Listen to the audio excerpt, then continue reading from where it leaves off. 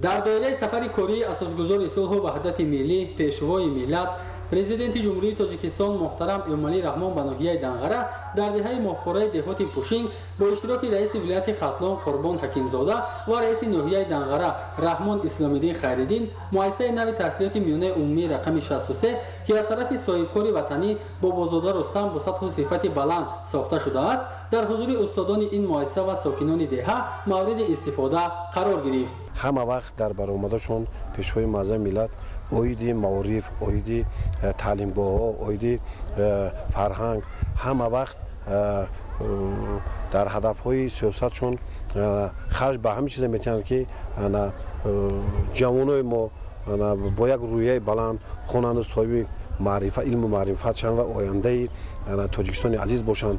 аз ҳамин лиҳоз мо соҳибкорон иқдом гирифтем ки дар асоси ҳадафҳои созандаи пешвои маъзами миллат муҳтарам эмомалӣ раҳмон ҳам як мактаби замонавӣ ки хеле ки мегӯянд мактаб илм маориф ин пояи асосии давлат аст.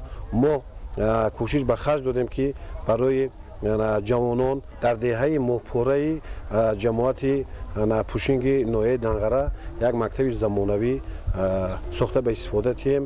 имрӯз хушбахтона чиқеле ки шумо дида истодед ба ин ҳадафҳои созандагӣ мо расидем. масоҳати умумии муассисаи мазкур 900 метри мураббаъро ташкил намуда худи бино бошад дар масоҳати 450 метри мураббаъ бунёд гардида аз 10 синфхона ва 4 утоқи муаллимон иборат мебошад. ҳангоми шиносоӣ бо шароити таълиму тарбия роҳбарияти мақомоти иҷроияи ҳокимияти давлатии вилояти хатлон ва ноҳияи данғара ба соҳибкорон барои бунёди чунин як муассисаи наву замонавии таълимӣ дар шароити деҳот изҳори сипосу миннатдорӣ намуда иқдоми мазкурро дар доираи солҳои рушди деҳот сайёҳӣ ва ҳунарҳои мардумӣ муҳиму саривақтӣ унвон намуданд.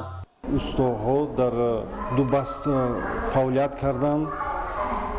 дар муддати 8 моҳ сохта масъулиятҳои сохтмоние ки дар ин ҷо истифода шуд дар талаботҳои имрӯза ҷавобгоҳ ҳастанд.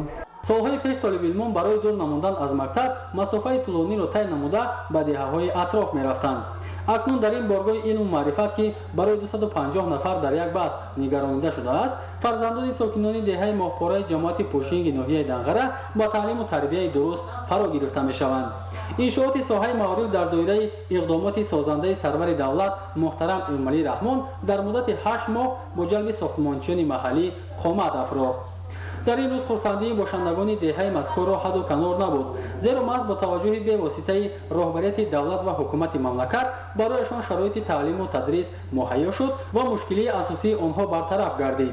онҳо таъсиси муассисаи мазкурро тӯҳфаи арзандаи сарвари давлат дар доираи ҷашнҳои дар пеш истода унвон намуданд. синфхонаи информатика ки дар он компютер ва дигар лавозимоти зарурӣ насб шудааст, имкон медиҳад ки хонандагон бо технологияи ҳозиразамон ошноии бештар пайдо намоянд. ҳангоми ифтитоҳи мактаб омӯзгорони ботаҷриба ваъда доданд ки толибилмонро дар роҳияи ватанпарастӣ тарбия менамоянд то ки онҳо бо савод бар камол расида ба нафъи миллати тоҷик хизмат намоянд.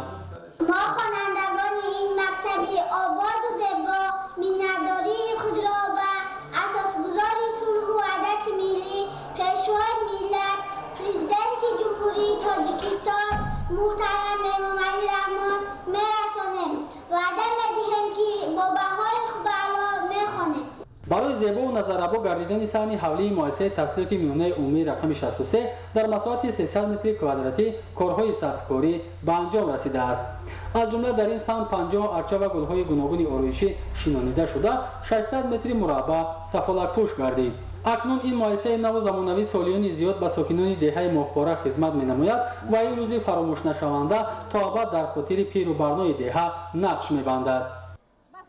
мо хонандагон хушбахт аз он ҳастем ки дар ин мактаби нави замонавӣ таҳсили худамонро идома дода баъди хатми муассиса мехоҳем дар донишкадаву донишгоҳҳо таҳсил карда номбардори тоҷикистон шавем.